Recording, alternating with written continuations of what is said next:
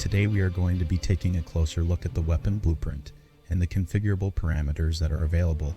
I'm looking at the Mark 18 weapon blueprint so you can see what the blueprint looks like when you set up all of your animations for the character using this weapon. As a side note, this blueprint passes an animation data to the HD player character blueprint. It works by using an additional animation blueprint that passes the animation data to the first and third person skeletal mesh that share an IK rig. Starting at the top, you'll see the animation blueprint slots for the first and third person.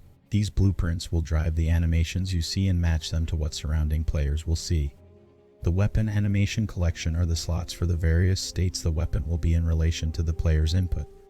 The character animation collection is essentially just the arms animated utilizing this gun. These are the animations that are layered on top of the base character animations specific to the gun you're implementing.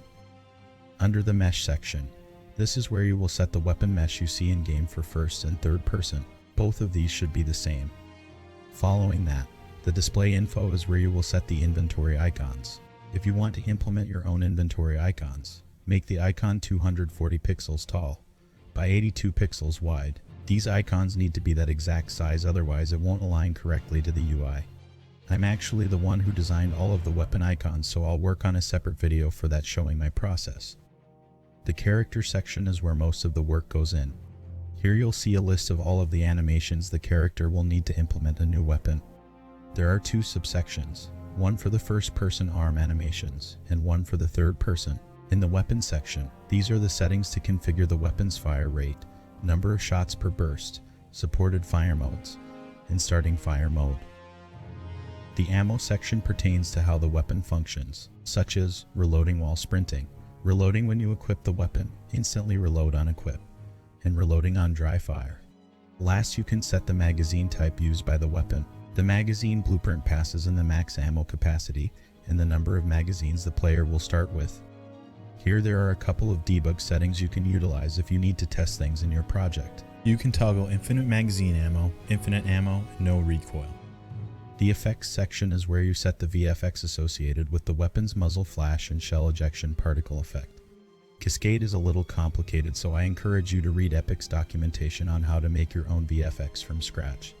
Our plan is to move all of our effects to Niagara, but I'll release a video once that is actually implemented. But we currently don't have a target date for when that will happen. You'll notice you can set the socket you want each of the effects attached to. The socket names correspond with the sockets on the skeletal mesh, so make sure you have those sockets on your weapon mesh. However, I recommend that you leave these settings alone. The sound section holds the collection of sound effects you want used with the gun you're implementing. The gun section sets the projectile blueprint class, or the bullet you want used with that weapon. The projectile spawn distance sets where the bullet spawns in relation to the muzzle. Target trace distance sets the max distance the bullet trace will extend to.